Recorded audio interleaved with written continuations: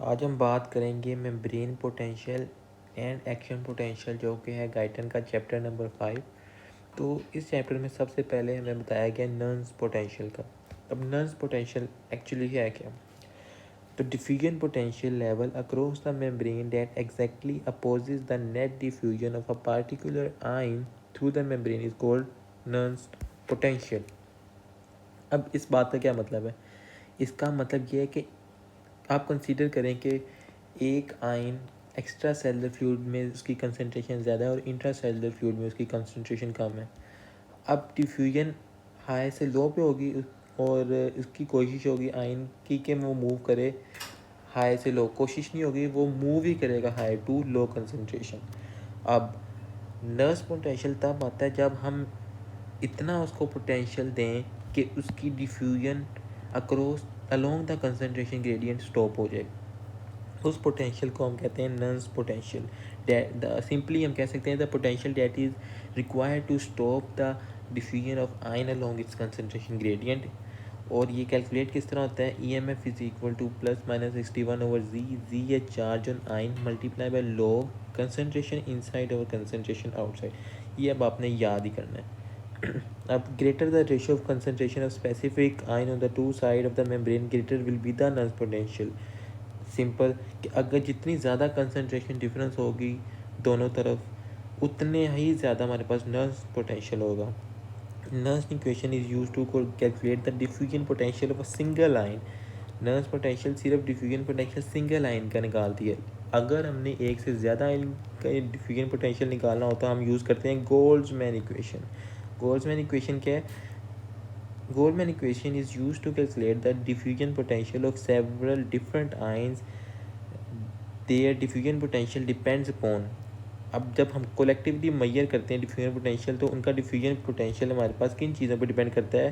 तीन चीज़ों पर। Polarity of electrical charge on each ion, number 2 permeability of the membrane to each ion, और number 3 the concentration respective ion on inside and outside of the membrane. अब हम तीनों parameters को consider करके एक फॉर्मूले में पुट करते हैं और हमारे पास गोल्डमैन इक्वेशन आ जाती है।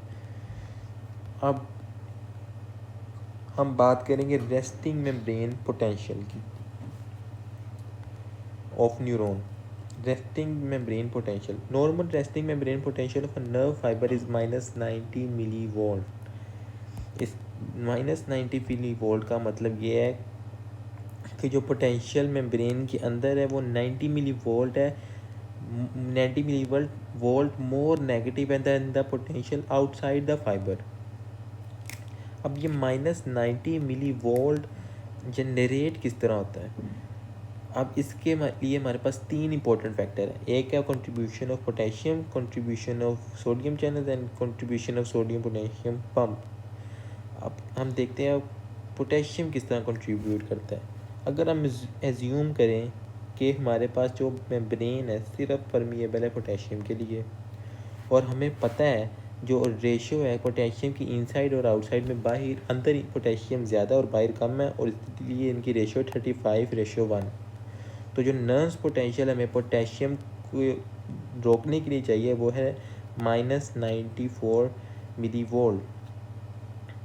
अब जो हम देखते हैं contribution of sodium channel, potassium and sodium channel causes minute diffusion of sodium. हमें पता है कि हमारे पास नर्व की जो मेम्ब्रेन है वो ज़्यादा परमिएबल है पोटेशियम के लिए, जबकि सोडियम के लिए कम है। इसलिए वो कह रहा है कॉजेज जो सोडियम पोटेशियम पंप है वो चैनल है वो माइन्यूट डिफ्यूजन करता है सोडियम की और ज़्यादा करता है पोटेशियम की। इसलिए the ratio of sodium inside और outside is 0.1 millivolt. 0.1 millivolt क्यों?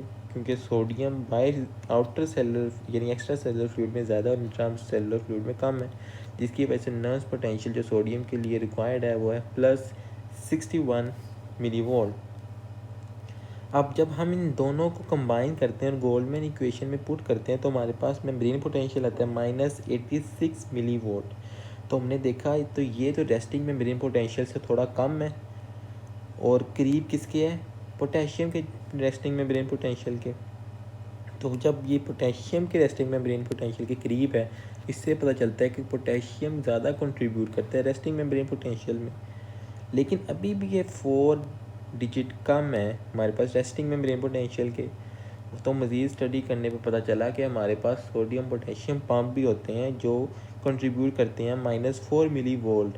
किस तरह कि वो पंप करते हैं 3 सोडियम आउटवर्ड एंड 2 सोडियम इन, जिसकी वजह से 4 मिली वोल्ट का अंदर नेगेटिव पोटेंशियल जनरेट होता है। इस तरह हम इनको कंबाइन करते हैं तो हमारे पास नेट पोटेंशियल आ जाता है -90 मिली वोल्ट, जो क्या है resting membrane potential of a nerve fibre.